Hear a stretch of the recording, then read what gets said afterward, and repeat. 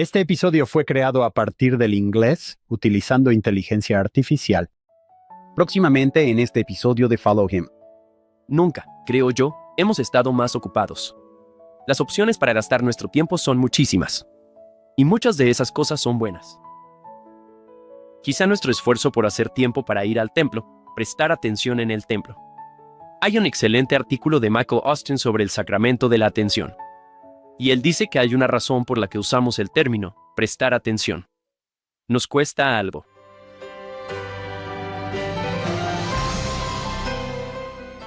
Hola a todos, bienvenidos a otro episodio de Follow Him. Soy Hank Smith, su anfitrión, junto a la voz de la alegría, John. John, hablo en serio. ¿Sabes cuánta gente que nos escucha ha oído tu voz durante décadas? No eres tan viejo, pero durante décadas han escuchado esa voz de alegría. No, eso sí suena a algo viejo. Sí, empecé cuando tenía 5 años. Recuerdo esa primera charla. Ojalá lo hubiera sabido en Tinder. Estoy muy emocionado de estar aquí. Jordan, he estado esperando esto por mucho tiempo. Hace meses que tú y yo hablamos de lo que ibas a hacer este año. Hemos superado el periodo de Missouri. Cuando uno piensa en estos primeros años en Nauvoo, piensa, no vamos a estar allí mucho tiempo. Estoy obsesionado con la afección 128. Cuando fui a los 12 años a hacer bautismos por los muertos. Me encantaba la actividad porque después íbamos a Durapskeyer y comíamos pizza. La idea del trabajo vicario y la conexión con el mundo de los espíritus. Mientras más envejezco, más pienso en lo increíble y asombroso que es esto. Poder hacer cosas aquí que tengan un impacto allá. ¿Dónde más puedes hacer eso? Me encanta hablar de esto. Es fascinante. ¿Y qué dice eso del Señor? ¿Que esto sea parte de su obra? Jordan, mientras estudiabas esto para hoy, y yo ya sabía que te gustaba, ¿qué haremos hoy? ¿Por qué estás emocionado? Vamos a hacer mucho. Eso es lo único que diré. En realidad, me gustaría empezar en un lugar inesperado. Un escritor serbio, hay un cuento que escribió en 1981. Su nombre es Danilo Kik. Él publica este relato corto. Te resumiré la historia. Se trata de un erudito que viaja a Estocolmo. Por invitación de su guía, la guía de la narradora, pasa esta noche en la Biblioteca Real de Suecia. En la biblioteca descubre algo llamado la Enciclopedia de los Muertos. Ella nota que cada sala está organizada alfabéticamente y dentro de estos libros se encuentra un registro de cada persona que ha muerto, incluyendo a su padre, quien había fallecido apenas un par de meses antes. Ella escribe esto. Lo que hace única a la enciclopedia, explica, es la manera en que retrata las relaciones humanas, los encuentros, los paisajes, la multitud de detalles que conforman una vida humana. La referencia al lugar de nacimiento de mi padre no solo es completa y precisa, sino que también está acompañada de detalles tanto geográficos como históricos, porque lo registra todo. Así que esta enciclopedia, explica la narradora, es la creación de una organización religiosa, de la cual la narradora en realidad dice esto. Deben tener miembros en todo el mundo, escarbando incansable y discretamente entre obituarios y biografías, procesando sus datos y entregándolos a la sede en Estocolmo. La narradora continúa diciendo que los compiladores están motivados por una creencia en la resurrección y dice que recopilan su vasto catálogo en preparación para ese momento. Su programa democrático enfatiza una visión igualitaria del mundo de los muertos. Una visión que sin duda está inspirada en algún precepto bíblico y que busca corregir las injusticias humanas y otorgar a todas las criaturas de Dios un lugar igual en la eternidad. Esta es una historia corta de ficción de 1981 escrita por el autor serbio. Eventualmente publica esto junto con una colección de otros relatos cortos e incluye un postscriptum más adelante en la versión publicada, diciendo, posteriormente, poco después de que esto se publicara, vi un artículo de revista sobre estas personas en Salt Lake City. ¿Quiénes custodian estos singulares archivos en el granito de las montañas rocosas? ¿Quiénes recopilan minuciosamente todos estos registros de todo el mundo? Y el artículo incluso menciona que hacen estos bautismos por los muertos para asegurar el bautismo retroactivo de sus antepasados. El artículo dice que se toman su tarea muy en serio. Ese cuento habla de esa preocupación humana por los muertos. Es una preocupación general que incluye registros de fallecidos y será parte de nuestro enfoque hoy. ¡Wow! ¡Qué manera de empezar! Eso es fantástico. John, Jordan estuvo con nosotros hace 4 años. Supongo que algunos oyentes se han unido a nosotros desde entonces. ¿Podrías hablarles a nuestros nuevos oyentes sobre Jordan? Jordan Watkins es profesor de Historia y Doctrina en BYU. Nació en Alpine, Utah. Sirvió en la Misión de León, México. Tiene una licenciatura en Historia de BYU, una maestría en Historia de Claremont Graduate University y un doctorado en Historia Americana de UNLV. Ha sido coeditor de los documentos de José Smith. Es autor de Esclavitud y Textos Sagrados, la Biblia, la Constitución y la Conciencia Histórica. De la América anterior a la Guerra Civil. Antebellum significa antes de la guerra. ¿Es correcto? Así es. Actualmente está editando una colección de fuentes primarias sobre la esclavitud y la religión en el siglo XIX para Routledge. Él y su esposa, Mavi, tienen 2 hijos, Emerson y Olan. Tienen 3 años y 2 meses al momento de esta grabación. Esa es una etapa divertida. Estamos muy contentos de tenerte de vuelta. Ya estoy fascinado. Solo la introducción valió la pena. Sí, eso fue fantástico. Alguien les está susurrando al oído. Sí, es un tema interesante. Eso fue hermoso. Jordan, tienes un bebé recién nacido. Para que se durmiera, ¿le leíste algunos de los artículos históricos que estás estudiando minuciosamente? Solo saco mi libro. Oh, no tu libro, no el tuyo. No. Basta con sacar mi libro, leer unas líneas y ya está. Sí, eso es genial. Bueno, le agradecemos a Mari que te haya dejado ir porque es mucho trabajo. Un niño de 3 años y un bebé de 2 meses. Ella se ha adaptado mejor que yo. ¿Por qué no empezamos con el manual de Ben? Sígueme. Porque sé que Jordan tiene mucho que compartir. El título de esta lección es Una voz de alegría para los vivos y los muertos. En agosto de 1840, una afligida Jane Namen escuchó al profeta José hablar en el funeral de su amigo, Simon Brunson. El propio hijo adolescente de Jane, Cyrus, también había fallecido recientemente. A su dolor se sumaba el hecho de que Cyrus nunca se había bautizado, y Jane se preocupaba por lo que eso significaría para el alma eterna de su hijo. Y el profeta José Smith se preguntó lo mismo sobre su hermano Alvin, quien también murió antes de haber sido bautizado. El profeta compartió en el funeral lo que el Señor le reveló sobre quienes fallecen sin presidir las ordenanzas del Evangelio. La doctrina del bautismo por los muertos emocionó a los santos. Sus pensamientos se dirigieron de inmediato a los familiares fallecidos. Ahora había esperanza para ellos. José compartió su alegría, y en una carta enseñando esta doctrina, usó un lenguaje alegre y entusiasta para expresar lo que el Señor le enseñó sobre la salvación de los muertos. Que las montañas griten de alegría, y todos los valles clamen en voz alta, y todos los mares y tierras secas. Cuentan las maravillas de su Rey eterno. Vaya, qué manera de empezar. Muy bien, Jordan, ¿a dónde deberíamos ir desde aquí? Vamos a llegar, eventualmente, lo prometo. Vamos a hablar de Jane Naman y Cyrus y Seymour Brunson y la sección 128. Llegaremos ahí. Podría ser útil empezar con un marco un poco más amplio y luego repasaremos mucho del contexto del bautismo por los muertos, junto con algunas de estas otras secciones. Una de las formas de enmarcar esto se encuentra en la sección 19 de Doctrina y Convenios. Ahí es donde el Señor instruyó a Martin Harris a dar libremente de sus bienes para financiar la impresión del Libro de Mormón. Ahora, sus instrucciones posteriores tienen vínculos temáticos claros con el bautismo por los muertos. Antes de describir la profundidad de su propio sufrimiento, dijo, yo, Dios, he sufrido estas cosas por todos para que no tengan que sufrir si se arrepienten. La encarnación y la expiación son un tipo singular de obra vicaria. Es el acto más trascendental, la provisión más generosa a favor de los vivos y los muertos en toda la historia de la humanidad. Su cuerpo representó a todos nuestros cuerpos, no solo salvándonos de sufrimientos innecesarios, sino también dándonos la oportunidad de emularlo. Al proveer una obra vicaria caritativa para los vivos y los muertos. En otras palabras, lo que digo es que el sacrificio vicario de Cristo da vida, vivifica todo otro tipo de obra vicaria, permitiéndonos convertirnos en salvadores en el monte Sión desde el principio, desde la fundación de la tierra, y volveremos a este punto más adelante. La vicariación fue y es el plan. No es un plan B, es el plan A. Lo que espero que veamos a lo largo de estas secciones es la obra vicaria en todas partes, ciertamente en la enseñanza del bautismo por los muertos, y también en todos los demás aspectos. Y ojalá eso nos permita ver la obra vicaria a lo largo de nuestras vidas, para que nos sintamos animados y empoderados a emular a Cristo, al hacer por otros lo que tal vez ellos no puedan hacer por sí mismos. Eso es fantástico. Cuando empecé a prepararme para esta conversación, pensé que podríamos usar un enfoque cronológico. Primero el contexto y luego hablar de las revelaciones. Tras revisar estas secciones, especialmente la 128, creo que otro enfoque podría ser mejor. Sabemos que la sección 128 tiene estructura y lógica notables, arraigada en un momento histórico específico. Veamos esos detalles.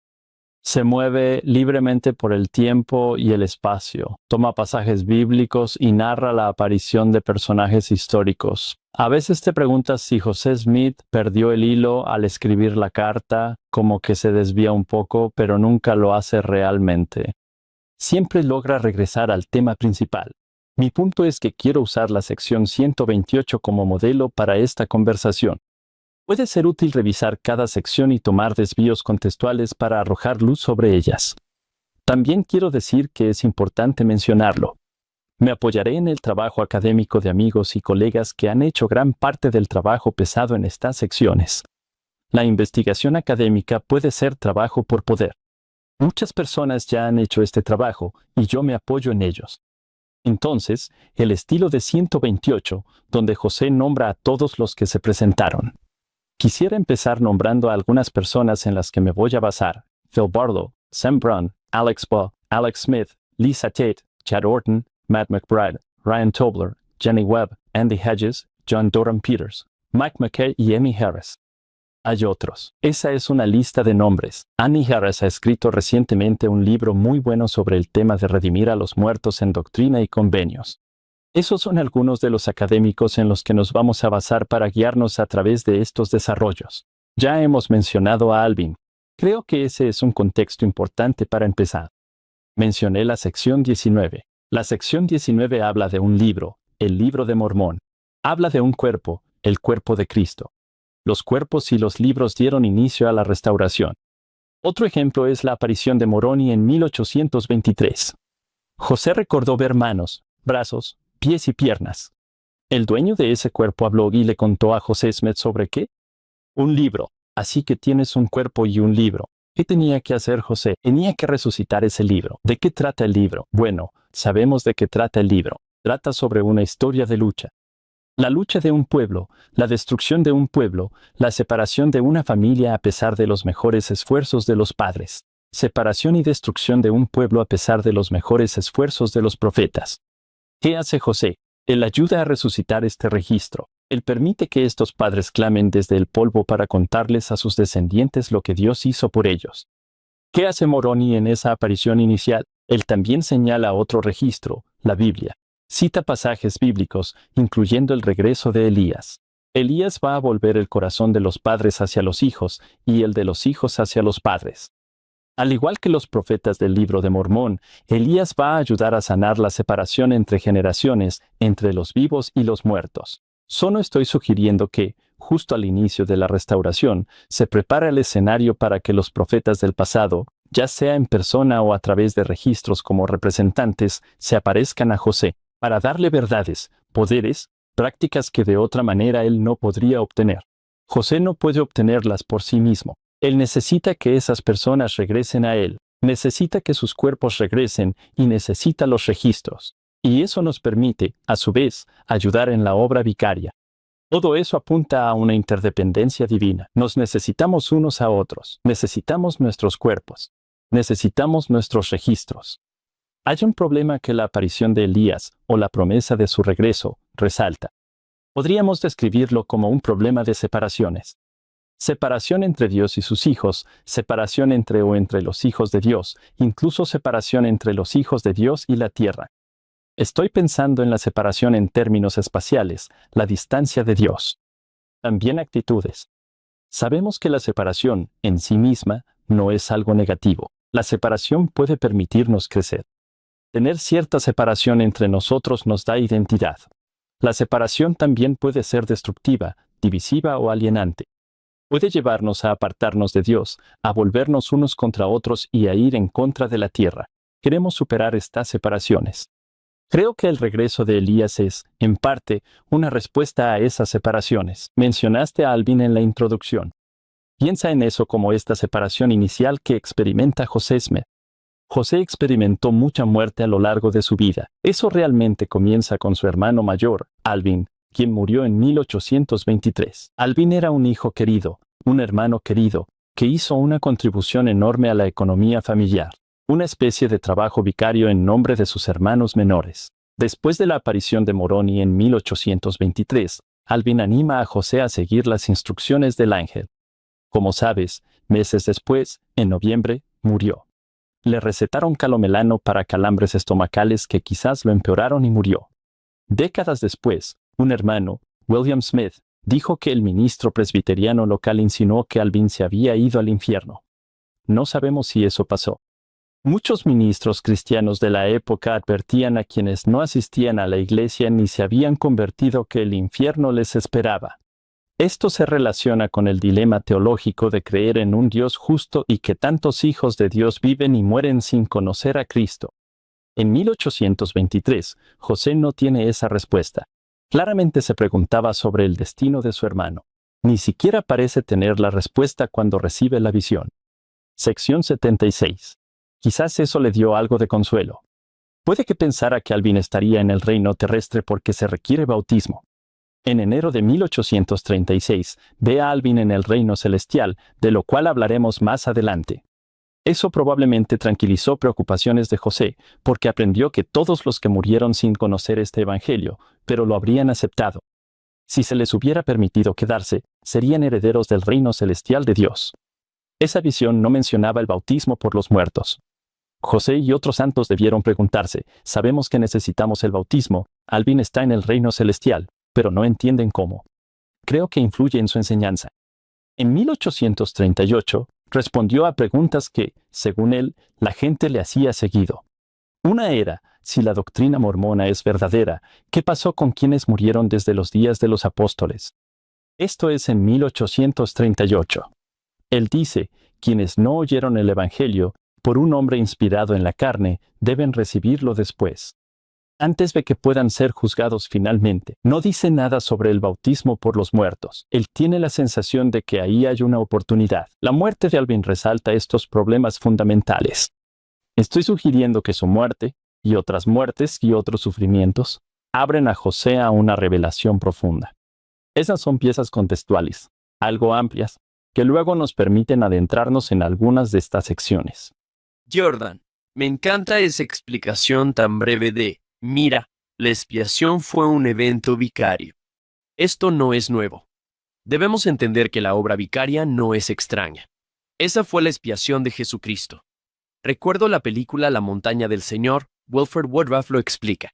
José iba aprendiendo línea por línea, y yo me remonto hasta el rey Benjamín, donde ya se insinúa esta idea. En Mosía 3:11, porque he aquí, su sangre espía. Por los pecados de aquellos que han caído por la transgresión de Adán, que han muerto sin conocer la voluntad de Dios respecto a ellos, o que han pecado por ignorancia. Y desde aquel entonces, ya hay una pista de que, oye, espera un momento, hay personas que nunca lo van a escuchar. Morirán sin conocer la voluntad de Dios sobre ellos. Tomó tiempo y fue línea sobre línea para llegar a la sección 128. Mientras más estudiado a la familia de José Smith, más llegas a querer a Alvin. La manera en que hablan de él. Cuando uno recién empieza a estudiar la historia de la iglesia, se habla de Irún. Lucy Mack, José padre, tal vez hasta Samuel. Y piensas, así, si tenían un hermano mayor. Al principio, Joren, pensé, qué triste que él no pudo ser parte de esto. Este año veo que él fue clave. Sigue apareciendo en los pensamientos y visiones de José. Así que hay un miembro de la familia Smith desempeñando un papel del otro lado casi todo este tiempo. Esto resalta el trabajo vicario. Pronto llegaremos a la sección 128 sobre cómo los necesitamos. Nos necesitan porque tenemos cuerpos y podemos hacer estas ordenanzas. Podemos hacer cosas aquí, pero los necesitamos. La historia de Alvin lo resalta. Sin Alvin, tal vez José no haría estas preguntas ni pensaría en eso. Creo que es una ilustración perfecta de algunas de las enseñanzas centrales de estas secciones. La comprensión de Joseph Smith sobre la obra por los muertos surgió por el sufrimiento de los santos, incluido el suyo por Alvin y otros que perdió, y el sufrimiento general de los santos. En el invierno de 1838, los santos eran refugiados religiosos. Por cierto, a lo largo del siglo XIX, la mayoría de sus contemporáneos no los querían como vecinos. Sí, hemos visto eso. Eso fue cierto en Missouri. Eso fue cierto durante todo el siglo XIX. Especialmente cuando conversos venían de las islas británicas y norte de Europa. Contemporáneos los describían como pobres, perezosos, inmorales y violentos. No todos pensaban así de ellos. De hecho, este es uno de esos periodos en los que José y otros líderes están languideciendo en prisión. Los santos viajan a Edenó. Encuentran refugio al otro lado del río Mississippi, en Quincy. La gente de Quincy les da alivio temporal. Eso inspira a José sobre cómo dar alivio duradero al otro lado del valle. En los meses siguientes, los santos empezaron a reunirse en lo que se llamaba Commerce, luego Nauvoo y también al otro lado del río, en Iowa. En octubre de 1839 se organizó una estaca allí. John Smith, tío de José, era presidente. A Jenson Ripley era obispo. Poco después surgen preguntas como ¿dónde nos reunimos? Pregunta que surge por sección 124. Una sección en la que el Señor da instrucciones a los santos sobre la construcción de un templo y sobre la edificación de lo que se llama la casa de Nauvoo. También trata sobre reunirse en Nauvoo. En esa revelación, el Señor dice, acepto tu ofrenda. Hiciste lo que pudiste en Missouri. Ya no se te requiere construir la ciudad de Sion y edificar un templo allí. Vas a construirlo a ti en Nauvoo. Eso lleva a algunas preguntas, incluida la que hizo John Smith tras la revelación de enero de 1841.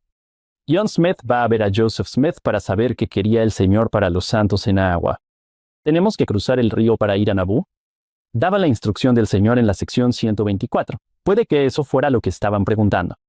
Y el Señor responde en la sección 125 que podían reunirse en los lugares designados por José para, esto es el versículo 2, edificar ciudades en mi nombre, para que estén preparados para lo que está por venir en el futuro. De nuevo, escucho al Señor decir que ya no exige eso. Todos los santos se reúnen en el condado de Jackson, por supuesto. Además, no todos tienen que reunirse en Nauvoo. Es un recordatorio, edifiquen ciudades en mi nombre. No debemos esperar que Dios establezca Sion. Dios no va a construir Sion por nosotros. Eso es lo que dice en la sección 58. Debes estar ansiosamente comprometido en una buena causa. No estamos ansiosamente comprometidos en la buena causa de edificación. No vamos a convertirnos en el pueblo digno de la Sion celestial. Versículo 3. El Señor les instruye que construyan una ciudad en el territorio de Iowa. Dice que el nombre de Zarahemla se ha puesto sobre ella. Por cierto, ese nombre ya había sido elegido por los santos. Él confirma que es un buen nombre, una ciudad importante en el libro de Mormón. ¿Qué implica llamarla Zarahemla? Bueno, nos dice que les importa el libro de Mormón, resalta su afinidad por ese libro. Y, por supuesto, establece un precedente para los nombres de lugares en Utah y otros lugares, donde aparecen nombres del libro de Mormón en algunas de nuestras ciudades. Versículo 4. El Señor les instruye que se reúnan en Nauvoo y en todas las estacas que he designado. Creo que esto se relaciona con nuestro tema más amplio. Es como si el Señor sugiriera que, sí, Nauvoo puede representar, ser un sustituto del condado de Jackson por el momento. Está bien. Buscar establecer Sion, como se menciona en esta revelación, esforzarse por ser los santos del Señor, es igual de válido, igual de importante en Nauvoo, en la Zarahemla antigua o moderna, en Nashville, Iowa, que la mayoría de la gente ni conoce, o en Nashville, Tennessee, o en cualquier otro lugar del mundo. Es igual de válido ahí que en el condado de Jackson, donde sea que vivamos. Creo que el Señor nos está diciendo que podemos esforzarnos por vivir como personas semejantes a Cristo y a Sion. Tenemos oyentes que nunca verán Nauvoo. Todos hemos estado ahí. Es como un hermoso monumento conmemorativo. Mientras caminas por los edificios que quedan y ves el templo en la colina, no tienes que ir ahí para tener un testimonio de José Smith o sentir el poder de los santos. Hay un espíritu especial en ese lugar. Hay un espíritu ahí. Definitivamente lo hay. Justo antes de mi misión, hice un semestre en, creo que lo llamaban, la Academia José Smith. En realidad era BYU Nauvoo. Y pasé un semestre ahí. Fue maravilloso. Desde cierta perspectiva creo que probablemente está entre las 10 ciudades o pueblos más aburridos del mundo. Después de las 5 de la tarde en otoño. Exactamente. Hay un espíritu en ese lugar que todavía permanece ahí. De alguna manera puedes sentirlo en el aire. Scott Splin, nuestro amigo el Dr. Splin, le encanta la frase que el ángel les dice a las mujeres: vengan a ver el lugar. Y hay algo en eso de, vamos a ver el lugar. Muy bien, Jordan, vamos a la sección 126. Quiero llegar a la 128. Tendrás que frenarme un poco, porque también son importantes. Hagámoslo. 126. A simple vista, los temas y mensajes de la sección 126 son bastante distintos de los de la 125. Esta revelación para Brigham Young también plantea preguntas sobre dónde vivir y dónde trabajar. En esta sección, el Señor le dijo a los santos que ya no requería construir el templo en Jackson y que su ofrenda era aceptable. Ahora le dice a Brigham, presidente de los 12, que ya no se le requería dejar a su familia y predicar, y que su ofrenda era aceptable. Ahora, Brigham había servido, por supuesto, varias misiones desde su conversión en 1832. ¿Qué significaron esas misiones? Significaron separarse de sus seres queridos. Como dice la revelación, su trabajo y esfuerzo en los viajes para el Señor costó mucho. En 1832, su primera esposa, Miriam Works, había fallecido, dejando atrás a Brigham y 2 hijos, 2 niños pequeños. En 1834, Brigham se vuelve a casar. Se casa con Mary Ann Angel y de verdad era un ángel. Al mes, ya estaba en el campamento de Sion. Luego las misiones continuaron después del nacimiento de su primer hijo, en octubre de 1834. Vinieron más hijos y más misiones. A finales de 1837, Brigham tuvo que huir de Kirtland debido a la persecución. Deja a Mary Ann al cuidado de sus 5 hijos. Probablemente escucharon que cuando se reencontraron en Missouri, Brigham le dice, «Pareces como si estuvieras casi en la tumba». Con todo lo que hacía sorprende que no fuera. Aunque no es algo que le digas a tu esposa. Sí, inténtalo. Sí, a ver cómo te va. No lo intentes en casa. Es un indicador de sus actos. En abril de 1838, José recibió una revelación. De hecho, ya había recibido una revelación así en abril de 1838. El Señor le instruyó a Brigham, esto no está canonizado. El Señor le instruyó a Brigham que no dejara a su familia de nuevo hasta que les hubiera provisto ampliamente. Francamente, no estoy seguro de que eso haya pasado. No estoy muy seguro de cómo podría haber pasado. Los santos fueron expulsados de Missouri poco después de esto. Mary Ann recuerda haber vivido en 11 residencias en 3 meses y estaba embarazada. Los santos se mudan a Illinois. Brigham y los 12 fueron llamados a las Islas Británicas. Es difícil imaginar peores condiciones al irse. Muchos conocen la historia de Brigham y Heber enfermos, iban en la parte trasera de la carreta y gritaban «Hurra por Israel». Y esa es una historia hermosa. De lo que no hablamos a menudo es de las condiciones empobrecidas y enfermizas de la familia de Brigham. Mary Ann había dado a luz a su 7º hijo 10 días antes, y los 7 niños estaban enfermos cuando Brigham Young se fue. En 2 meses, ella se queda sin comida. Ella vive en el lado de Iowa. Se queda sin comida, así que ¿qué tiene que hacer? Bueno, en invierno, se sube a una pequeña barca con su bebé y rema cruzando el río Mississippi y las olas las empapan. Llegan a Nauvoo. Van a casa de unos amigos. Unos amigos les dan unas papas y harina, les ayudan a sobrevivir. Ella hace ese viaje muchas veces. De hecho, eventualmente le dan un terreno en Nauvoo. ¿Y qué hace ella? Planta un huerto. Construye una cabaña. Pone mantas sobre las puertas y ventanas. Es increíble lo que hace Mary Ann Angel, énfasis en ángel. Mientras su esposo está lejos, ella está haciendo un trabajo en representación de él. Ella estaba predicando el Evangelio. Ahora, cuando él regresa a Nauvoo el 1 de julio de 1841, ve la situación. José Smith llega a su casa 8 días después. Él ve el estado de las cosas. Probablemente ya sabía cómo estaban las cosas. Hasta cierto punto, dicta una revelación en ese mismo momento. Y me imagino que el Señor tenía en mente tanto a Marianne como a Brigham cuando dijo, «Tu ofrenda es aceptable para mí. He visto tu trabajo y tu esfuerzo». Es algo hermoso escuchar eso del Señor. Esa es su palabra para todos nosotros, para todas las personas que trabajan y lloran por Sion. Creo, espero, que todos escucharemos esas palabras a su debido tiempo.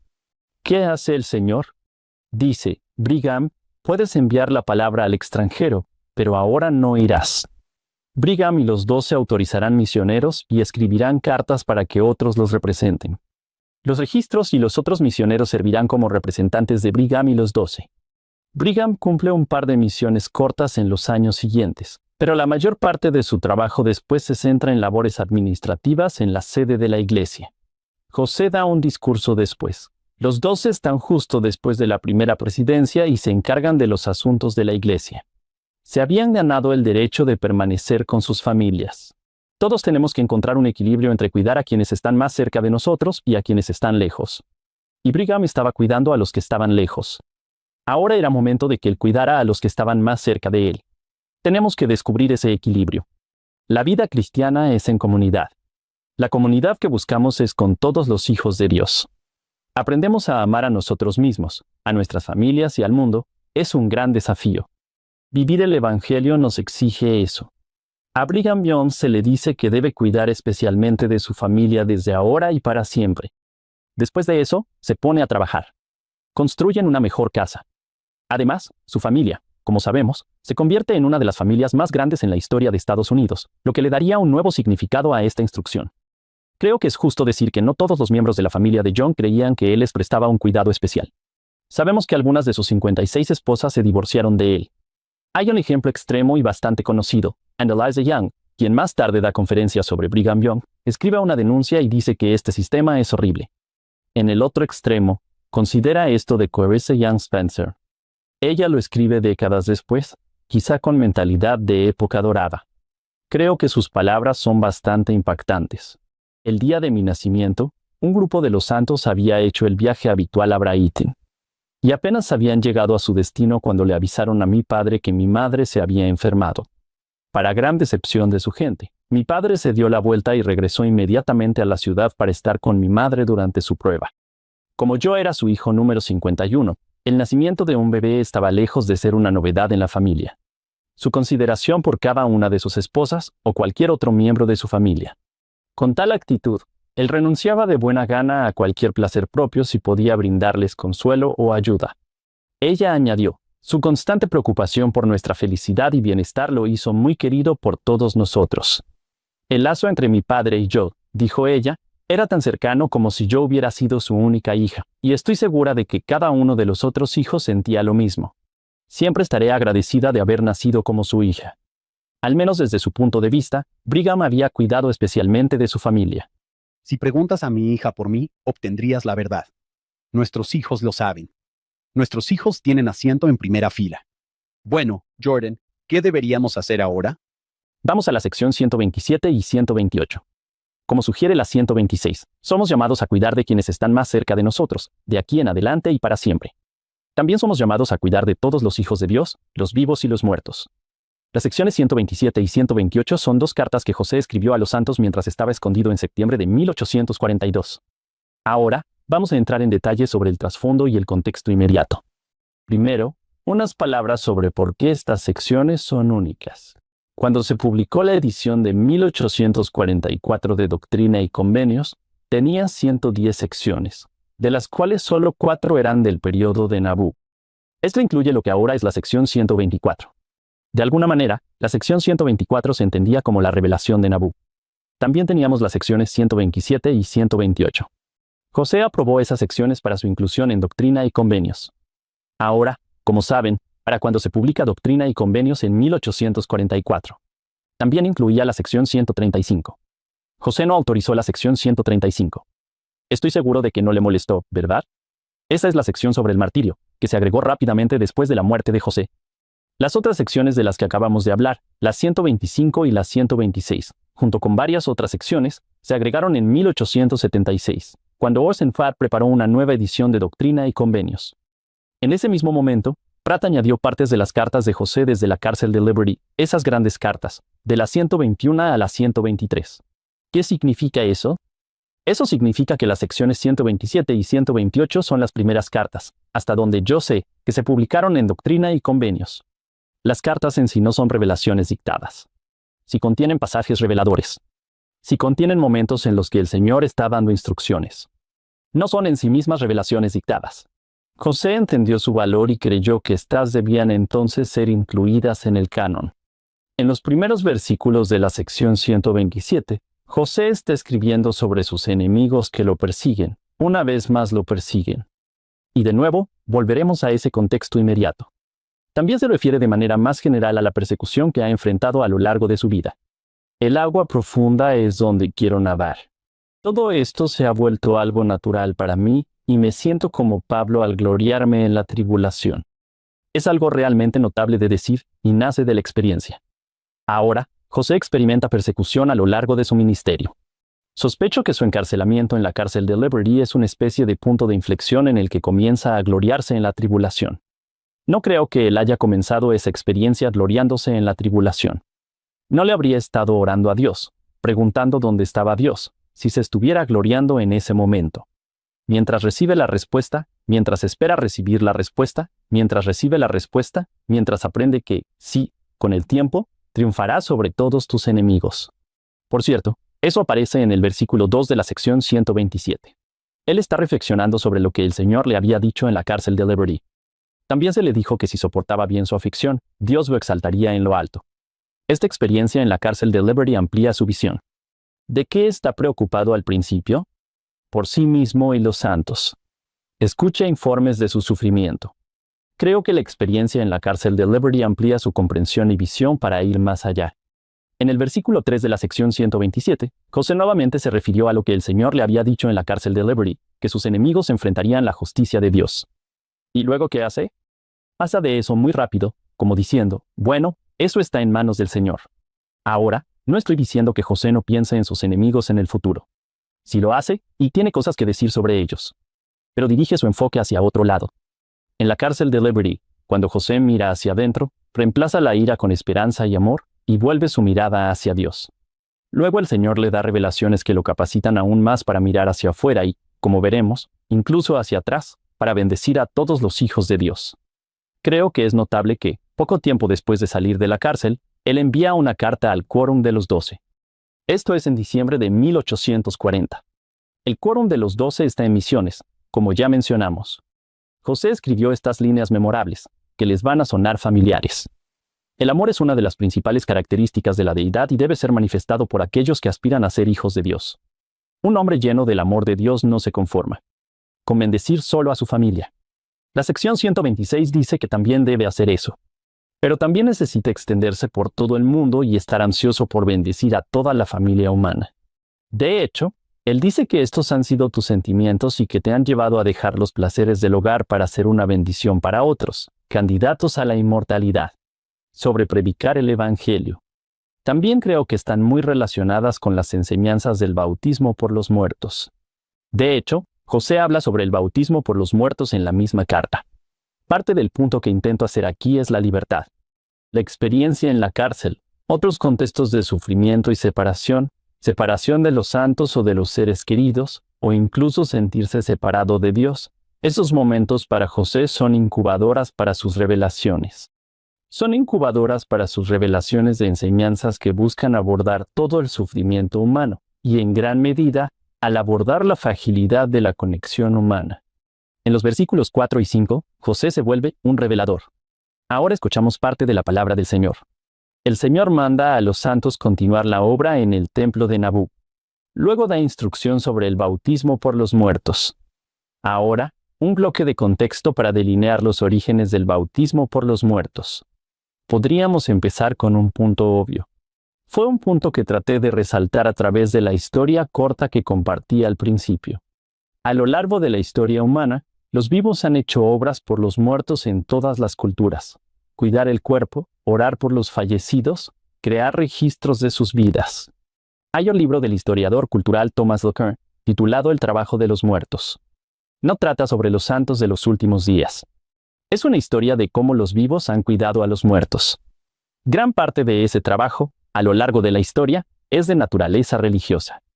Los estudiosos han examinado el trabajo por los muertos realizado por los primeros cristianos, por ejemplo, incluyendo oraciones por los muertos e incluso el bautismo por los muertos. Conocemos el pasaje en 1 Corintios 15:29. Pablo no está dando una lección sobre el bautismo por los muertos. Él está hablando sobre la resurrección. Él está defendiendo la resurrección al preguntar por qué algunas personas se bautizan por los muertos y los muertos no resucitan en absoluto. Sabemos que algunos primeros cristianos realizaban bautismos por los muertos. Eso parece haber sido una práctica más limitada. Parece que se hacía para aquellos que creían pero no habían sido bautizados.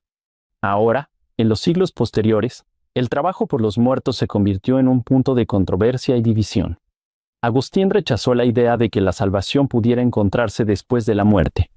En siglos posteriores, los reformadores protestantes condenaron la visión católica del purgatorio y la práctica de orar por los muertos, creyendo en su mayoría, con algunas salvedades, que los muertos van inmediatamente al cielo o al infierno. Los protestantes veían las oraciones por los muertos como énfasis equivocado de los católicos en las obras, que según ellos socavaba la doctrina de la gracia. Los protestantes no eliminan todos los sacramentos. Por supuesto, practican el bautismo y la cena del Señor. Para la mayoría de ellos, estas ordenanzas son conmemorativas. No son salvadoras. No salvan. De hecho, existe un diccionario teológico muy importante escrito poco antes del nacimiento de José Smith por un hombre llamado Charles Buck. Y hay una entrada sobre el bautismo, que dice en parte, y él es protestante. El bautismo no es esencial para la salvación, escribe. Suponer que es esencial es ponerlo en el lugar de aquello que significa. Si el bautismo no es esencial, no hay necesidad de bautismo por los muertos. Por cierto, él tiene una entrada en ese diccionario sobre el bautismo por los muertos. Cuando dice, sí, esto se usaba antes, él cita 1 Corintios 15:29. Luego ofrece una interpretación que sugiere que el bautismo no era literal. Los cristianos antiguos no hacían bautismos por los muertos. Lo que estoy diciendo es, de última hora. Los santos de los primeros tiempos de América no solo son únicos por la práctica del bautismo por los muertos, sino que también son únicos en su visión del bautismo, al describirlo como esencial. Incluso los bautistas pensaban que el bautismo era importante. Está en el nombre. ¿Lo consideraban esencial? ¿Qué te salvó? ¿O poseía algún poder salvífico y totalmente transformador? No. Esto era una señal de tu fe en Cristo. Podríamos decir incluso que era una muestra de tu creencia en cierto modo. Tenemos más en común con los católicos que con los protestantes.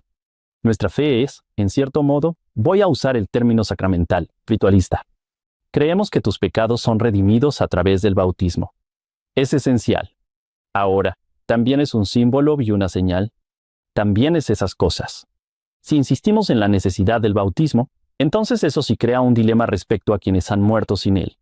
En la década de 1830, nuevamente, los santos decían, no, debes ser bautizado. Pero, ¿qué pasa con toda la gente que ha muerto? Ahora, voy a mencionar dos precedentes interesantes del bautismo por los muertos en Estados Unidos. Según un historiador del siglo XIX, hubo un grupo de pietistas alemanes que emigraron a Pensilvania, que realizaron bautismos por los muertos. Él escribe que en 1738, un hombre fue bautizado por su madre fallecida, y otro hombre fue bautizado por su padre fallecido. El historiador dice que la idea de asegurar así la inmunidad para parientes y amigos fallecidos o ausentes captó la imaginación popular. Según este historiador, dice que esta práctica continuó hasta la década de 1830. Eso habría sido la excepción. No conozco ningún otro caso en la América temprana. Te voy a dar un precedente más interesante, creo yo, y además inmediato. Mayo de 1840, Brigham, sabemos dónde está. Está en una misión. Le escribe a su esposa, Mary Ann, y le cuenta sobre una visión que tuvo una conversa a la iglesia llamada en Booth. Ahora, si quieres leer más sobre esto, Chris Watt ha escrito un artículo muy bueno al respecto. Brigham envía noticias de esta visión, y de hecho la incluye en su carta. Una transcripción del relato de ella sobre la visión. Voy a leer una parte. Ella dice, siendo llevada en una visión al lugar de los espíritus que partieron, vi 12 prisiones, una encima de otra, muy grandes.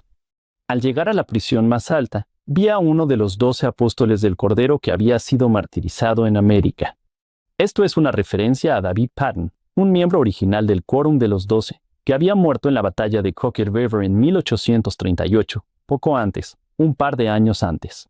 El relato continúa diciendo que Patton estaba de pie en la puerta de la prisión, sosteniendo una llave en la mano, con la cual abrió la puerta y entró. Según el relato, John Wesley saludó a David Patton y anunció que había llegado la liberación. Según la visión de Ann Booth, Patton predicó sobre el bautismo y la confirmación. Y luego ella dice esto. Apareció un río de agua, claro como el cristal. Patton entró al agua con Wesley y lo bautizó. Patton ordenó a Wesley al sacerdocio arónico, y Wesley bautizó a los otros prisioneros. Patton los confirmó como miembros de la iglesia, les dio el don del Espíritu Santo. Ambos también relata que tuvo un reencuentro con su abuelo fallecido y su madre, quienes la bendijeron. Brigham y otros líderes en Gran Bretaña, ellos sabían sobre esta visión. Escribieron a casa sobre ello. También sabemos que José Smith lo sabía porque un par de meses después, en octubre de 1840, da un sermón sobre el bautismo por los muertos. Él se refiere a la visión. Él dice esto, según el difunto Kimball, José enseñó que el evangelio será predicado a los muertos en la prisión, pero no existe tal cosa como que los espíritus sean bautizados. José no descarta completamente la visión de la hermana Bus. Ahora, ¿qué significa todo esto? No estoy completamente seguro. José pudo haber recibido una revelación sobre el bautismo por los muertos antes de la visión de Bus. O quizá la visión de Bus lo motivó a pensar más en un tema que ya consideraba y recibir revelación sobre ese tema. En cualquier caso, José valoró el énfasis de la visión en la necesidad de que los muertos sean bautizados, aunque le enseñaba que los espíritus no pueden ser bautizados. Los santos de los últimos días creen que el bautismo es necesario. Los santos de los últimos días también creen que el bautismo requiere cuerpos. Eso corresponde con un énfasis en, voy a usar el término personificación, en las revelaciones de José. Los cuerpos son esenciales para la exaltación. También necesitamos cuerpos para realizar ciertas obras. Por supuesto, nuestros cuerpos son la fuente de mucho sufrimiento durante esta vida. Las revelaciones de José enseñan que nuestras almas están compuestas de cuerpo y espíritu. Ambos son componentes cruciales de la salvación. Nuestro sistema de creencias valora la materialidad. Y a finales de la década de 1830, los santos sabían que los muertos que habrían aceptado el Evangelio estarían en el reino celestial. Pero dado el énfasis en el bautismo y la personificación, no estaban muy seguros de cómo tenía sentido eso, o al menos, si lo pensaban bien, tal vez no estaban seguros de cómo eso podría tener sentido. Ese es parte del contexto inmediato. Hay un contexto aún más inmediato para la introducción por parte de José de la práctica y enseñanza del bautismo por los muertos. Y esto también está relacionado con la muerte. Esta separación, una separación muy severa, una separación del espíritu del cuerpo, es un contexto central para que José introduzca esta práctica. Los informes de la visión de Ambot están cruzando el Atlántico. ¿Qué están haciendo los santos en Nauvoo? Están enfrentando la muerte en las orillas del río Mississippi. Muchos de ellos habían llegado a Commerce, a orillas del río Mississippi. ¿Y qué pasa? Se enferman. Se enferman de malaria. Y no saben por qué. No saben cuál es la causa. Pero se están enfermando. Algunos son sanados milagrosamente. Otros mueren. Uno de los que muere es Seymour Brunson. De hecho, el registro dice que momentos antes de que muriera, José estaba ahí. Él dice que David Patton, el mismo David Patton, que acabamos de mencionar, estaba en la habitación. Desde el otro lado del velo, lo instó a que se uniera a él al otro lado. Días después, en el funeral de Brunson, esto fue el 15 de agosto de 1840, José introdujo la práctica del bautismo por los muertos. Tenemos un relato. No tenemos relatos contemporáneos. Hay datos. Según el relato de Simon Baker, José hizo referencia a 1 de Corintios 15. Luego le habla a una viuda en la audiencia cuyo hijo había muerto antes de ser bautizado. Creemos que se trata de Jane Harper Neiman. Y, según Baker, José le dijo a la viuda y a los santos que los vivos podían ser bautizados por los muertos. Aproximadamente un mes después, Harvey Olmsted, miembro de la iglesia, bautizó a Jane en nombre de su hijo, Cyrus.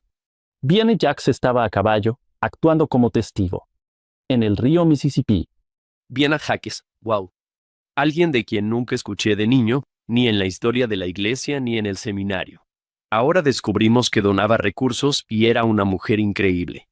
Nuestro amigo, el Dr. Anthony Sweat, quien estuvo con nosotros en la dedicación del templo de Kirtland, es artista. Él dice que es tan buen artista que se volvió maestro de religión. Si quieres, busca su pintura, se llama Primer Bautismo por los Muertos, y ahí aparecen Jane Neiman y Diana Jakes, ¿verdad? Existe cierta incertidumbre sobre cómo pronunciar su apellido. Jackie, el género de Jackie. Yo digo Jaques. Sí. Ella está a caballo en el río, presenciando. Sí. Añadiré que Brad Rogers, historiador de la Biblioteca de Historia de la Iglesia, publicó recientemente su biografía. O una biografía de ella. Sí, pues no se pierdan el cuadro y el libro. Si alguna vez has estado en la sala del Sumo Consejo, o prácticamente en cualquier centro de estaca, verás, creo que hay una serie de pinturas específicas. Ahí está Cristo resucitado diciendo, id por todo el mundo, predicad el Evangelio a toda criatura, bautizándolas. Ahí simplemente suena esencial. Una vez tomé un libro. Se llama ¿Podrían ponerse de pie los verdaderos herejes? Y es de un evangélico llamado David W. Creo que se pronuncia Bercot, B-R-C-O-T. Realmente lo aprecié. Él analizó el cristianismo primitivo. Y luego hizo comentarios. De hecho, hay una sección llamada Nuestra necesidad de humildad doctrinal. Escucha esto. Él dijo, curiosamente, nosotros, los evangélicos, reconocemos la necesidad de una iniciación, ceremonia o rito para marcar el renacimiento cristiano. Curiosamente, hemos rechazado la ceremonia histórica del bautismo y creado nuestra propia, el llamado al altar. Cuando Pedro predicó a los judíos en Pentecostés, sus oyentes preguntaron, ¿qué debemos hacer? ¿Pedro les dijo que pasaran al frente e invitaran a Jesús a sus corazones? No. Él les dijo, arrepentíos. Y bautícese cada uno de vosotros en el nombre de Jesucristo para perdón de los pecados. Después de que Felipe le explicó el evangelio al eunuco etíope, ¿qué hizo? Lo bautizó inmediatamente. Del mismo modo, cuando Dios mostró a Pedro, mediante el derramamiento del Espíritu sobre Cornelio, que el cristianismo estaba abierto a los gentiles, Pedro bautizó a Cornelio y su familia. Cuando Pablo predicó al carcelero de Filipos en su casa, ¿hizo un llamado al altar? No. Las Escrituras dicen, Entonces hablaron la palabra del Señor a él y a todos los que estaban en la casa, y él, tomándolos esa noche, les lavó las heridas, e inmediatamente él y su familia fueron bautizados. Señor Bercow dice, como sentimos la necesidad de asociar nuestro renacimiento espiritual con un día y hora fijos, ¿por qué no lo vinculamos al bautismo en vez de al llamado al altar? En realidad, el llamado al altar y las oraciones asociadas son un producto de los movimientos de avivamiento de los siglos XVIII y XIX, y eran prácticamente desconocidos para cualquier cristiano antes de esa época. Debes nacer de nuevo, esas palabras que se repiten a menudo en las obras estándar, y cómo las interpretamos. Como un bautismo por agua y por el Espíritu, puede ser el bautismo en la confirmación. Eso está relacionado con las conversaciones que Oliver Cowdery y José Smith están teniendo sobre lo que se convierte en la sección 20. Ellos tienen un desacuerdo sobre parte del lenguaje. Oliver Cowdery, quien escribió otra versión de los artículos de la Iglesia, incluyó una frase, que los miembros deben pasar al frente y contar su camino en la salvación, su historia de conversión. José dijo que no, eso no es. Ese es un contexto clave. Sí. Gracias, John. Muy bien. Jordan, ¿qué hacemos ahora? Durante ese mismo periodo, a José le preocupaban las separaciones más cercanas. Lo que quiero decir con esto es que durante el verano y el otoño de 1840, su padre, Joseph Smith padre, estaba enfermo. José Jr. fue amenazado con ser expulsado de Illinois. En septiembre de 1840, el mismo mes en que Jane Amen fue bautizada en honor a su hijo fallecido, las autoridades de Missouri iniciaron procedimientos de extradición contra José Smith. La extradición implica la transferencia de una persona de un estado a otro para ser juzgada. En este caso, las autoridades de Missouri querían extraditar a José de regreso a Missouri para ser juzgado por crímenes que supuestamente cometió durante lo que se conoce como la Guerra Mormona. Ahora, tenemos un gran pasaje de la historia de Lucy Mack Smith que resalta la estrecha relación entre estos contextos y la nueva enseñanza del bautismo por los muertos.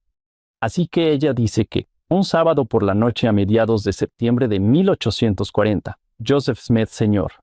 estaba tan enfermo que vomitó sangre. A la mañana siguiente, José Jr. aparece. Ella escribe, él entró y le dijo a su padre que, por el momento, ya no tendría problemas con los de Missouri. Después de eso, le informó a su padre que entonces era el privilegio de los santos ser bautizados por los muertos. Estos dos hechos, hecho 1, que José Smith Jr. estaba a salvo de la extradición por el momento, y hecho 2, que los muertos podían ser sacados de la prisión de los espíritus, el señor Smith, Joseph Smith padre, se alegró mucho al escuchar esto y pidió que José fuera bautizado por Alvin de inmediato. Joseph Smith padre. Luego procede, está muy enfermo, básicamente en su lecho de muerte, y procede a bendecir a sus hijos. Lucy escribe que después de las bendiciones, él hizo una pausa y dijo, puedo ver y oír tan bien como siempre pude. Ahora, hoy vamos a hablar mucho sobre ver y oír. Luego hubo una segunda pausa antes de que dijera, veo a Alvin. Después vino una tercera pausa y dijo, voy a vivir 7 u 8 minutos más. Murió aproximadamente 8 minutos después. Lucy dice, hemos descubierto que su registro no siempre es exacto, pero encuentro estos pasajes muy interesantes. Ella señala que se ven obligados a asistir a su funeral al día siguiente. O correr el riesgo, dice ella, de ver a José y Jairún fueran apartados del cuerpo de su padre antes de su entierro y conducidos por sus enemigos a prisión. Después de que depositamos sus últimos restos en su estrecha morada, escribió, mis hijos huyeron de la ciudad. Jairún fue bautizado por Alvin poco después de esto. De hecho, fue bautizado de nuevo por Alvin más tarde ese mismo año. ¿Por qué? No estamos muy seguros. Tal vez fue después de que se terminó la pila bautismal del templo. El punto aquí es que los contextos de sufrimiento, persecución, muerte, separación, fueron trampolines para la revelación. Sin duda lo fueron para José. Creo que también pueden serlo para nosotros. José había tenido esta visión del reino celestial en 1836, sugiriendo que los muertos que habrían recibido el Evangelio estarían en el reino celestial. Ahora los santos podían hacer algo al respecto. Vaya. Sabían que ese era el caso, ahora podían hacer algo al respecto, así que lo hicieron. Me encanta lo que la difunta Kimball dijo en una carta a su esposo Heber, quien nuevamente estaba en su misión en las Islas Británicas. Ella dice que las aguas, refiriéndose a las aguas del río Mississippi, han estado continuamente agitadas. Están acudiendo en masa al río Mississippi. Wow. Recuerda, de nuevo, Brigham, Heber, Wilford, ellos no están en Nabú para este gran anuncio. Ellos están en misiones en las Islas Británicas. Y ellos se enteran de la práctica por cartas escritas por sus esposas. En octubre de 1840, Phoebe le escribe a Wilford: ha habido bastantes muertes, dice ella, en Commerce. La gente está muriendo. Y luego dice: y José ha enseñado sobre que los vivos sean bautizados por los muertos para que puedan ser juzgados según los hombres en la carne. José explicó que los miembros podían ser bautizados por parientes fallecidos, hijos, padres, hermanos, hermanas, abuelos, tíos y tías, y que tan pronto como los muertos son bautizados quedan libres de prisión y sus amigos pueden reclamarlos en la resurrección y llevarlos al reino celestial. Por supuesto, creemos que los muertos tienen la opción de aceptar o rechazar esos bautismos y ordenanzas. Es el albedrío. Puedes escuchar en la declaración de Phoebe el entusiasmo de los santos. Las aguas están continuamente agitadas. Continuamente agitadas. No están siendo bautizados por parientes lejanos, alguien que encontraron en su árbol genealógico. Ellos no tenían ese lenguaje. Están siendo bautizados. De hecho, José les dice que se bauticen por familiares. Fueron bautizados por quienes conocían y pasaban luto. A lo largo del siglo XIX, la obra se expande en el tipo de obra hecha por los muertos y para quien la hacían los santos, pero al principio, el enfoque es en los familiares cercanos. Ahora, José escribe a los 12 sobre la enseñanza. Mencioné la carta de diciembre de 1840, con la gran declaración. Un hombre lleno del amor de Dios no se conforma con bendecir solo a su familia. Luego dice que la doctrina del bautismo por los muertos ya habrá llegado a sus oídos. Esto puede haber generado preguntas. ¿Podrías enterarte del bautismo por los muertos en tu lecho de muerte? José llega y dice: ¿adivina qué, papá? Los vivos pueden ser bautizados por los muertos. Podrías enterarte de esto en tu misión y alguien te manda una carta, ¿verdad? Las cosas estaban cambiando rápidamente, teológicamente, durante este periodo. Pero José dice: no puedo, en esta carta, darte toda la información que puedas desear sobre el tema, pero aparte de mi conocimiento, independiente de la Biblia. Diría que esto ciertamente fue practicado por las iglesias antiguas, y San Pablo se esfuerza en probar la doctrina de la resurrección a partir de esto. Mencioné por primera vez la doctrina en público mientras predicaba el sermón fúnebre del hermano Bransen, y desde entonces he dado instrucciones generales a la iglesia sobre el tema. Él procede a explicar: los santos tienen el privilegio de ser bautizados por aquellos de sus familiares que han muerto, en quienes sienten que creen. Habrían aceptado el Evangelio si hubieran tenido el privilegio de escucharlo, y que han recibido el Evangelio en el Espíritu, por medio de la instrumentalidad de aquellos que pudieron haber sido comisionados para predicarles mientras estaban en prisión. Obtendremos mucho más sobre eso de su sobrino, Joseph F. Smith, y su visión. Sin extenderme sobre el tema, sin duda verán su coherencia y razonabilidad. Y presenta el Evangelio de Cristo probablemente en una escala más amplia de lo que algunos lo han recibido. Me encanta esa frase. Pero como la realización de este rito está más particularmente limitada a este lugar, no será necesario entrar en detalles. Al mismo tiempo, siempre me alegra dar toda la información que esté a mi alcance, pero el espacio no me lo permite. Ves ese tipo de frases en muchos de estos documentos. A menudo, José sentía que le faltaba el lenguaje, el espacio, el tiempo para transmitir adecuadamente sus visiones y revelaciones. Eso es ciertamente cierto con el bautismo por los muertos. Un mes después, José recibió más instrucciones sobre el bautismo por los muertos. Mencionamos su revelación de enero de 1841, sección 124, donde el Señor instruye construir el templo de Nabú. Por cierto, ¿no es interesante eso? Si lees la sección 124, hay casi el mismo énfasis en construir la casa de Nabú y la casa del Señor. Eso es algo interesante. ¿Qué sugiere eso? Creo que sugiere que estos esfuerzos están conectados entre sí. Estamos llamados a ofrecer hospitalidad semejante a la de Cristo y ordenanzas salvadoras a todos los hijos de Dios. ¡Qué manera tan hermosa de vivir! Los dos grandes mandamientos: construir moradas para Dios, brindar hospitalidad a los hijos de Dios y cuidar tanto las necesidades temporales como espirituales. Luego el Señor aborda el bautismo por los muertos. Construyan una casa a mi nombre para el Altísimo, en la sección 124, para que el Altísimo habite allí, para que Él pueda restaurar lo que se les ha perdido o quitado, incluso la plenitud del sacerdocio. Más sobre eso en la sección 128. Porque no hay pila bautismal en la tierra para que mis santos sean bautizados. Para aquellos que han muerto, porque esta ordenanza pertenece a mi casa. Los santos siguen trabajando en el templo y construyen la pila bautismal. Según lo permitido por el Señor, continúan bautizando por los muertos en el río Mississippi. Cifras. En 1841, los santos en Nauvoo realizaron casi 7,000 bautismos por los muertos en el río. Nehemiah Brash fue bautizado en nombre de más de 100 personas. Sarah Cleveland fue bautizada por aproximadamente 40 personas. Franklin Richards fue bautizado por su hermano, quien había sido asesinado en la masacre de Hunts Mill. Décadas después, Wilford Woodruff está reflexionando. Wilford Woodruff, por supuesto, es una figura muy importante por varias razones. Una de ellas es la obra del templo. Él amplió esa obra de maneras significativas. Décadas después, reflexiona. Dice, cuando José recibió la revelación, ¿qué hizo? Testigos vieron lo que hizo. Él no se detuvo hasta recibir la plenitud de la palabra de Dios sobre el bautismo por los muertos. Antes entró al Mississippi. Yo también lo hice, como otros, y cada uno bautizó a 100 por los muertos, sin que nadie registrara nada. ¿Por qué lo hicimos? Por el sentimiento de gozo que teníamos.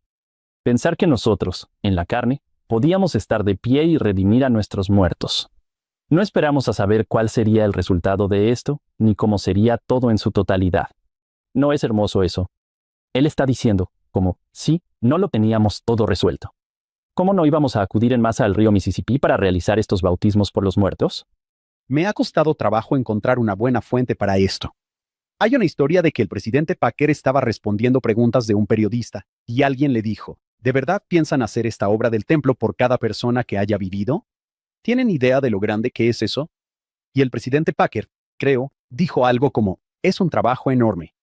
Sí, probablemente tomaría 1000 años y 1000 templos. Eso es excelente. Es un trabajo enorme. Es una doctrina hermosa. Hay mucho más que decir al respecto. En la sección 124, el Señor sí hace referencia a los bautismos por los muertos realizados por aquellos que están esparcidos en el extranjero. No los están haciendo en las Islas Británicas. Recuerden lo que dijo José en su carta, está limitado aquí. Sabemos que los santos en otras áreas, como Kirtland, hicieron bautismos por los muertos. En octubre de 1841 José dice, no más bautismos por los muertos hasta tener la pila terminada. Ahora, semanas después de eso, Brigham Young dedica una pila bautismal temporal de madera en el sótano del templo que aún no estaba terminado. Unas semanas después de eso, los santos comenzaron a realizar bautismos en la pila. Tenemos un par de excepciones en cuanto a bautismos realizados fuera de la pila. Después de eso, en su mayoría, la práctica del bautismo por los muertos queda entonces limitada a la pila del templo. Cada otra enseñanza y práctica de la restauración hay un desarrollo, con el tiempo y en relación con las circunstancias de los santos. ¿Tenían registros por quienes estaban siendo bautizados? ¿Cómo era eso? ¿Alguien lo estaba registrando? Supongo que en algunos casos ni siquiera lo registraron. Si tenemos algunos registros de bautismos por los muertos. Antes de estas cartas, para las secciones 127 y 128, ya había cierta idea de que debíamos llevar algún registro, pero no al nivel al que llegaron. Después de estas cartas. ¿Por qué necesitamos templos para realizar estos? El Señor dice que sí, así que supongo que esa es una buena razón. ¿Por qué? ¿Por qué permite excepciones? No tengo la respuesta. Dios no necesita una casa. Él no está buscando un lugar bonito donde recibir. Yo lo diría así, al menos para los primeros santos, el proceso de construir templos, especialmente para estos santos que no tienen muchos recursos económicos. Eso los va a preparar de una manera única para ser investidos con poder de lo alto. El hecho de que tengan que sacrificar tanto para construir un templo, ¿cómo se van a sentir entonces cuando entren a ese templo y reciban esas ordenanzas? ¿Verdad? La construcción del templo te convierte en algo. Así como la edificación de Sión te convierte en algo. Dios no te lo da. Tú lo construyes y te conviertes en algo durante el proceso. También es interesante notar que el trabajo físico de la construcción nos preparó para recibir. Estas ordenanzas son tangibles. Lo sientes. Es físico. Cuando terminaron el templo, trabajaron con el mismo entusiasmo que los llevó a acudir en masa al río Mississippi para bautizarse por sus muertos. Aún estando en Nauvoo, sabían que su tiempo era muy limitado. Realmente me hace reflexionar sobre el día de hoy. No ayudo a construir un templo. Quiero decir, hago mi diezmo. No estoy afuera con mi carretilla, me echarían. Me dirían, sal de aquí. Te vas a lastimar. Estás retrasando el trabajo.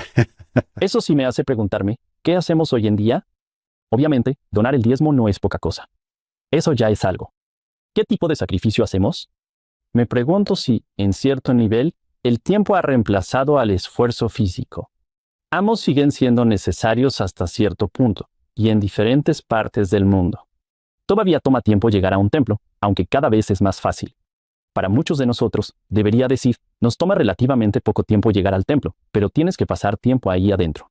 Y se nos pide que entreguemos ese tiempo. A veces pensamos, bueno, ¿qué hacían las personas en el pasado? Simplemente tenían tanto tiempo.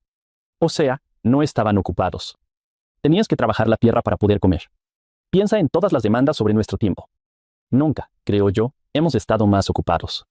Las opciones para gastar nuestro tiempo son muchísimas. Y muchas de esas cosas son buenas. Quizá nuestro esfuerzo por hacer tiempo para asistir al templo. Pon atención en el templo. Hay un excelente artículo de Michael Austin sobre el sacramento de la atención.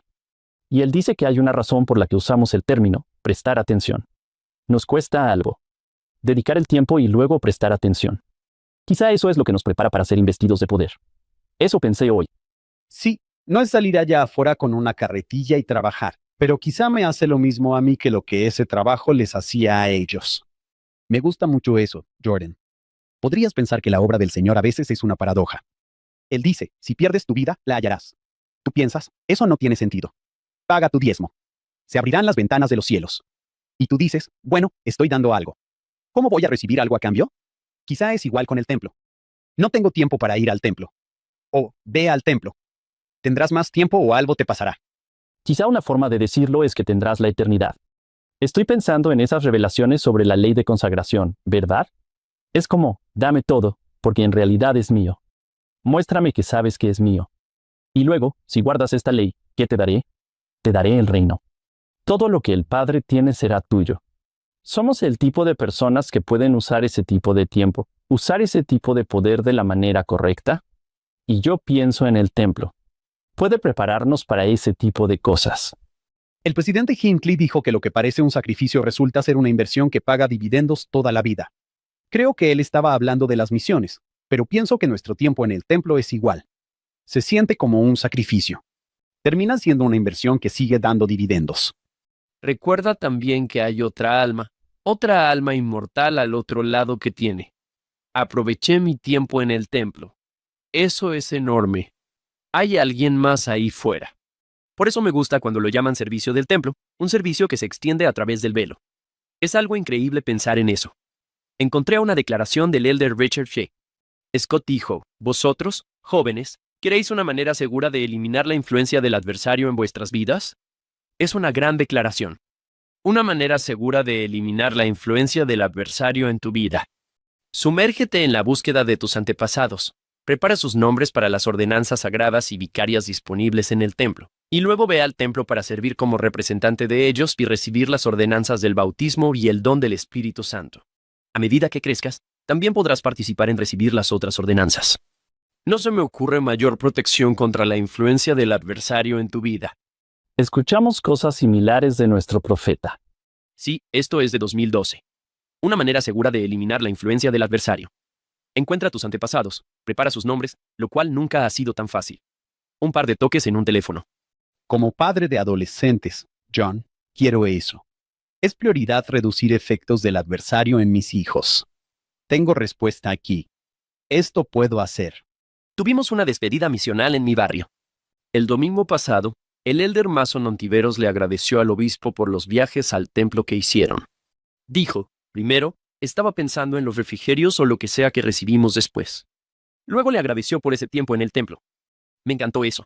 Eso sería lo que permanecería con él. Mientras se va a Colombia, lo que le queda es su tiempo en el templo. Próximamente en la segunda parte. El día del velorio, entramos a la funeraria. Entro por las puertas y, ¿quién es la primera persona que veo? Mi tío Scott. Estoy en un momento bastante vulnerable. Él no era a quien quería ver. Cruzamos miradas y, es como una especie de fuerza gravitacional. Es como, ¿qué más puedo hacer que caminar hacia la persona que está ahí parada? Así que lo hago, camino hacia él y me abraza. No sé cuánto tiempo nos abrazamos.